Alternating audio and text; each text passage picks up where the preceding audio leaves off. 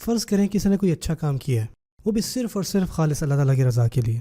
فرض کریں کسی نے مسجد تعمیر کی، یا کسی نے قرآن حفظ کی ہے، کسی نے بہت ہی کوئی نیک کام کیا ہے ماشاء اللہ سے، چاہے جو بھی ہے وہ، اور اس کی نیت بالکل خالص اللہ کے لیے تھی، اور اس نے وہ نیک کام کیا، مکمل کیا. اور اب آ کے کوئی اس کو یہ کہتا ہے کہ ماشاء اللہ یار آپ نے مسجد تعمیر کروائی، کیا بات ہے. یا کسی نے قرآن مجید حفظ مکمل کیا ہے، ماشاء اللہ آپ حافظ بن گئے، ماشاء اللہ کتنی اچھی بات ہے. اب آپ خود کی بھی مدد نہیں کر پاتے اور آپ کو واقعی ایک خوشی ہوتی ہے، آپ کو ایک تسکین ملتی ہے. یہی معاملہ کسی نے رسول اللہ صلی اللہ علیہ وسلم سے پوچھا. بعض اوقات میں کوئی اچھا کام کرتا ہوں اور پھر لوگ آ کے میری تعریف کرتے ہیں، یعنی میں نے ان کے لیے کام نہیں کیا تھا، میں نے ان کے لیے بالکل نہیں کیا، میں نے خالص اللہ تعالیٰ کی رضا کے لیے کام کیا، لیکن لوگوں نے آ کے میری تعریف کی. تو اس کے جواب میں رسول اللہ صلی اللہ علیہ وسلم نے فرمایا کہ یہ جو تعریفیں ہیں تلک عاجل بشری المؤمن، یعنی یہ وہ خوشیاں ہیں جو کہ مومن کو پہلے سے مل جائیں گی، یعنی کہ وہ خوشیاں اللہ تعالیٰ مزید دیں گے، یعنی خوشیاں یہیں سے شروع ہیں. یعنی یہ بھی اللہ تعالیٰ کی نعمتوں میں سے ایک نعمت ہے. یعنی آپ کو اگر معاشرہ پسند کر رہا ہے جب آپ نے ایک سنسیئر کام اللہ کے لیے کیا، اس کا مطلب یہ نہیں کہ آپ سنسیئر نہیں ہیں، آپ نے ان کے لیے تو نہیں کیا تھا، لیکن آپ کو جو عزت ملی جب آپ نے کوئی اللہ تعالیٰ کی خالص رضا کے لیے کوئی کام کیا تھا، اس کے بعد اگر آپ نے اس عزت کے لیے نہیں کیا تھا، صرف اللہ کے لیے کیا تھا، اور اس کے بدلے میں جو آپ کو عزت ملی یہ اللہ تعالیٰ کی طرف سے آپ کے لیے ایک اجر ہے. اس بارے میں گلٹی نہ فیل کریں. آپ کو پتہ ہے کہ آپ کی نیت کیا تھی، کہ آپ نے اس وجہ سے کیا تھا کہ لوگ آپ کی تعریف ہی کریں، تو پھر تو آپ کو اپنی انٹینشن پہ کام کرنا ہے. اور آپ نے صرف اللہ کی رضا کے لیے اگر کیا تھا اور پھر آ کے لوگوں نے آپ کی تعریفیں کی، تو اللہ کا شکر ادا کریں، کیونکہ یہ چیز آپ کے اوپر نہیں ہے. اور یہ اشارہ ہے اس طرف کہ آپ کے راستے میں مزید اللہ تعالیٰ کے انعامات ہوں گے. ایک آپ کہہ لیں اجر کہہ لیں بلیسنگ کہہ لیں اللہ تعالیٰ ان کو دیتے ہیں جب کوئی سنسیئر کام کرے. وہ یہ ہوتا ہے کہ اللہ تعالیٰ لوگوں کے دلوں میں نا اس نیک کام کے لیے محبت ڈال دیتے ہیں. یعنی کہ جو اخلاص ہے نا وہ لوگوں کے دلوں کے تالوں کو کھولتی ہے. ٹھیک ہے نا، ایک اخلاص سے کیے ہوئے کام سے لوگوں کے دل میں اخلاص کھلتا ہے. تو اگر کوئی شخص خالص اللہ کی رضا کے لیے کوئی کام کرتا ہے لوگ اس کی تعریف کرتے ہیں، اور اگر جب کوئی کام انسنسیئرلی کر رہا ہو تو لوگ اس کو اس طرح سے اپریشیٹ نہیں کر پاتے. جو یہ فیکٹ ہے نا کہ لوگ تعریف کر رہے ہیں آپ کی جو آپ کر رہے ہیں، یہ تب تک کوئی مسئلہ نہیں ہے جب تک کہ آپ خالص اللہ کی رضا کے لیے کرتے رہیں.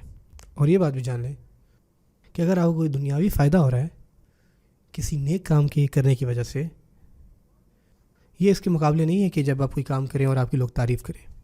اور اللہ تعالیٰ کی دیکھیں سبحان اللہ شان، اللہ تعالیٰ نے اس چیز کو کیسے ہمارے لیے آسان کیا. مثال کے طور پہ آپ میں ایگزامپل دیتا ہوں.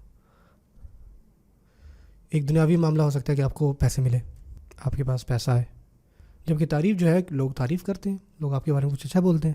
اگر آپ نے کوئی چیز کوئی ریلیجس کام اللہ تعالیٰ کی رضا کے لیے کیا اور آپ کچھ پیسے بھی چاہ رہے تھے، یہ چیز بھی اللہ تعالیٰ ایکسیپٹ کرتے ہیں.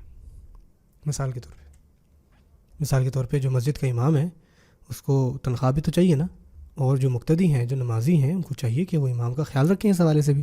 اور جو اسکول ٹیچر ہوتے ہیں، اسلامک اسکول ٹیچر ہوتے ہیں یا مدرسے کے اساتذہ ہوتے ہیں، اگر آپ دیکھیں تو ان لوگوں نے اپنی زندگیاں ڈیڈیکیٹ کر دی ہیں اس کام کے لیے تاکہ آپ کو پڑھائیں، آپ کو تبلیغ کریں. تو شورلی ان کو بھی پیسوں کی ضرورت ہے، انہوں نے بھی اپنا گھر چلانا ہے. اگر کسی انسان کی یہ بھی نیت ہو کہ یار میں اللہ تعالیٰ کے لیے کام کر رہا ہوں لیکن اس کے ساتھ ساتھ مجھے گھر کے بل بھی ادا کرنے ہیں، مجھے اپنے بچوں کا خیال بھی رکھنا ہے، اور میں بڑا خوش ہوں کہ میں لوگوں کو قرآن سکھاتا ہوں، اگر آپ یہ بھی آپ انٹینشن رکھ سکتے ہیں تو اس کا بھی کوئی آپ پر وبال نہیں ہے، 100% حلال ہے. اور یہ اللہ تعالیٰ کی رحمت میں سے ایک رحمت ہے کہ اللہ تعالیٰ نے اس چیز کو بھی الاؤ کیا ہے، کیونکہ اللہ تعالیٰ جانتے ہیں کہ اس کیس میں انسان کی دو نیتیں ہو سکتی ہیں. اور قرآن اس بارے میں بہت کلیئر ہے. مثال کے طور پر لوگ حج کے لیے آنا چاہتے تھے، اور اس زمانے میں لوگ بڑے ہی لمبے سفر کرتے تھے، دور دور سے آتے تھے، اور انہوں نے یہ بھی سوچا کہ یہ بازار یا کچھ بیچنے کے لیے بہت اچھا وقت ہے. لوگ جو ہیں چائنا سے آ رہے ہیں، ٹونیزیا سے آ رہے ہیں، انڈونیشیا سے آ رہے ہیں، ٹمبکٹو سے آ رہے ہیں، دنیا کے ہر خطے سے لوگ آتے تھے، اور یہ سب کے سب وہاں پہ ایک ساتھ ہیں، تو کتنا اچھا ہو جائے کہ وہاں پہ ایک بازار ہو جائے لوگوں کے لیے، خرید و فروخت کا معاملہ ہو. حتیٰ کہ آج بھی جو مینا کے پلینز ہیں، مینا کی جو جگہ ہے، وہاں پہ دنیا کے ہر کونے سے لوگ آتے ہیں اور اپنا سامان بیچتے ہیں. یہ سوال کچھ صحابہ لے کے آپ صلی اللہ علیہ وسلم کے پاس کہ کیا مجھے اجازت ہے کہ میں حج کروں اور اس کے ساتھ ساتھ میں وہاں پہ کچھ بزنس بھی کروں. مثال کے طور پہ میں لیدر بیچ رہا ہوں یا دالیں بیچ رہا ہوں یا جو بھی معاملات ہیں، کیا میں حج کے ساتھ ساتھ اپنا وہاں پہ تجارت بھی کر سکتا ہوں؟ اور اس کے بارے میں کوئی دو رائے نہیں ہے کہ جب آپ بزنس کرنا چاہ رہے ہوتے ہیں تو آپ پروفٹس بھی چاہ رہے ہوتے ہیں، اوبویسلی آپ حج بھی چاہ رہے ہوتے ہیں. اللہ تعالیٰ نے اس بارے میں قرآن مجید میں ایک آیت نازل فرمائی، لیس علیکم جناح ان تبتغوا فضلا من ربکم. کہ تم پر کوئی گناہ نہیں ہے کہ تم اللہ تعالیٰ کا فضل تلاش کرو، یعنی کہ اپنے مال سے، یعنی کہ اپنے تجارت سے مال کمانا، وہ بھی حج کے دوران، اس میں کوئی گناہ نہیں ہے تم پر کہ اللہ تعالیٰ سے فضل مانگنا۔ اسی طرح ہمارے دور میں کوئی بھی حج کروان کو آرگنائز نہیں کرنا، حج کو آرگنائز نہیں کرتا جب تک وہ اس کروان سے کوئی پروفٹ نہ کما لے، ہے کہ نہیں ایسا؟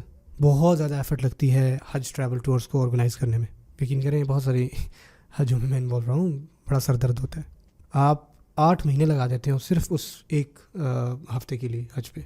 سو لوگ جو ہیں پوری زندگیاں گزار دیتے ہیں حج گروپس کو آرگنائز کرنے میں، تو شیورلی ان کو پروفٹ بھی چاہیے ہوتا ہے اس کے اوپر۔ کیا اس میں کوئی مسئلہ ہے؟ نہیں، اللہ تعالیٰ نے اس معاملے میں اس چیز کو الاؤ کیا، اللہ اکبر، الحمدللہ۔ لیکن یاد رکھیے اس پہ بھی ایک بات بہت ضروری ہے، آپ کا جو اجر ہے اس کیس میں وہ اس پروپورشن سے دیکھا جائے گا کہ جس پروپورشن کے ساتھ آپ کی سنسیریٹی تھی اللہ کے ساتھ، یعنی اس کیس میں اس کے 2 حصے ہوں گے، آپ کتنی آپ کی سنسیریٹی تھی اللہ تعالیٰ کے ساتھ۔ مثال کے طور پہ آپ کا 50-50 تھا، آپ بزنس بھی چاہ رہے تھے اور آپ یہ بھی چاہ رہے تھے کہ آپ کا حج بھی ہو جائے، سو آپ کا اس کے مقابلے میں نہیں ہوگا جو صرف اور صرف حج کرنے گیا تھا لیکن آپ کا حج ایکسیپٹیڈ ہے۔ اور یہی چیز قرآن ٹیچر کے لیے اپلائی ہوتی ہے، اسلامک اسٹڈیز ٹیچر کے لیے بھی اپلائی ہوتی ہے، ہر کسی کے لیے، کہ ان کی پیور انٹینشن تھی اللہ تعالیٰ کے لیے، لیکن اس کے ساتھ ساتھ یہ معاملات بھی ہیں، مالی معاملات بھی، تو یہ چیز الاؤڈ ہے الحمدللہ۔ اور اگین وہی بات، جتنی کم ان کی انٹینشن اخلاص کے اوپر تھی اتنا کم ہی ان کا اجر ہے، لیکن اس کے اوپر یہ نہیں کہ اگر آپ کی 2 نیتیں ہیں تو آپ کا وہ عمل قبول نہیں ہے۔